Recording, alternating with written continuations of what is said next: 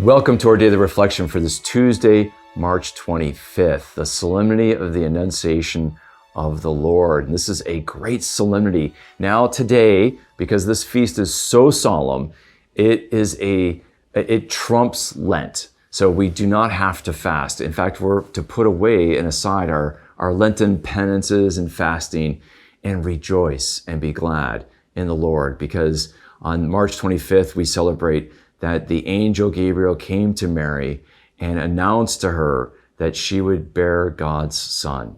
And when she hears this message, she gives her fiat, her yes, and says, I am the handmaid of the Lord, be it done unto me according to thy word. She gives her yes.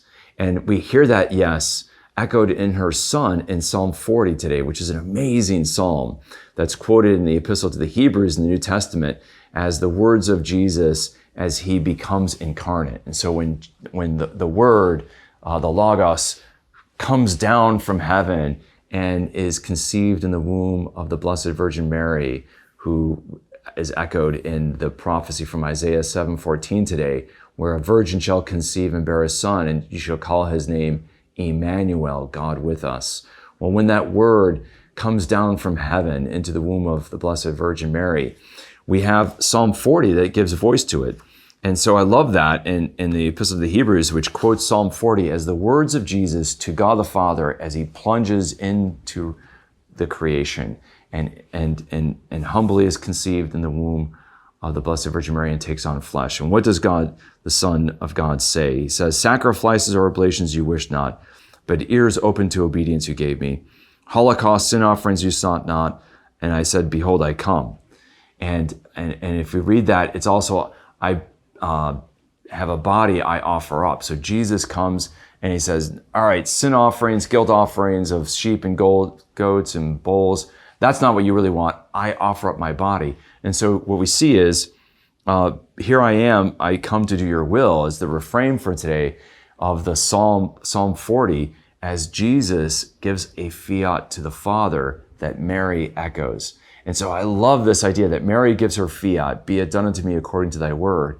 And Jesus echoes his mother's words to the Father. And Jesus says, I come to do your will, O God. And he becomes incarnate. It's a beautiful echo. So we see the similarity between Mary and Jesus in their fiat to the Father. And today we celebrate this double fiat to the Father, the fiat of Mary and the fiat of Jesus, who comes, right? As it is written in the scroll, prescribe for me to do your will, O God, is my delight.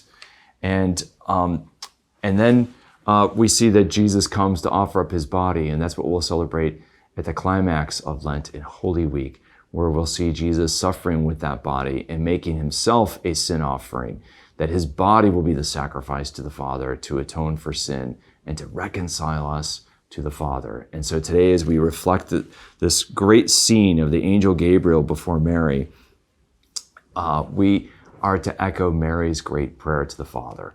And we too are invited to give a fiat. And so maybe in the midst of this Lenten season, you kind of get a little halftime break here today, so to speak, from our Lenten fasting. And maybe what we need to do today as we pray and meditate is, how well are we doing on our Lenten resolutions? And maybe we've struggled, maybe we're not doing that, but we also have to realize that we have to accept in fiat, like Mary and Jesus, the Lent that God gives us.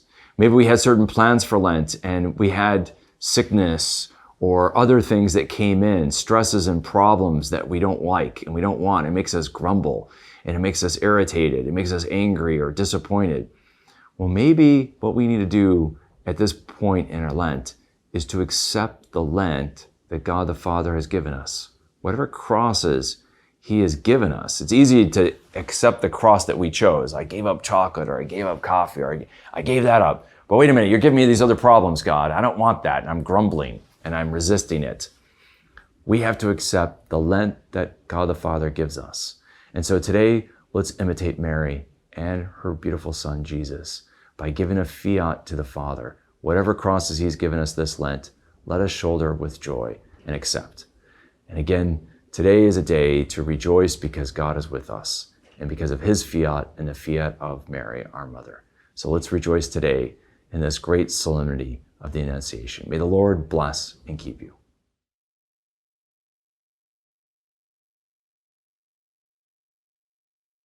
This daily reflection is brought to you thanks to the generous support of the Mission Circle. Join the Mission Circle to help Catholics worldwide understand, live, and share their faith. Sign up at missioncircle.org today.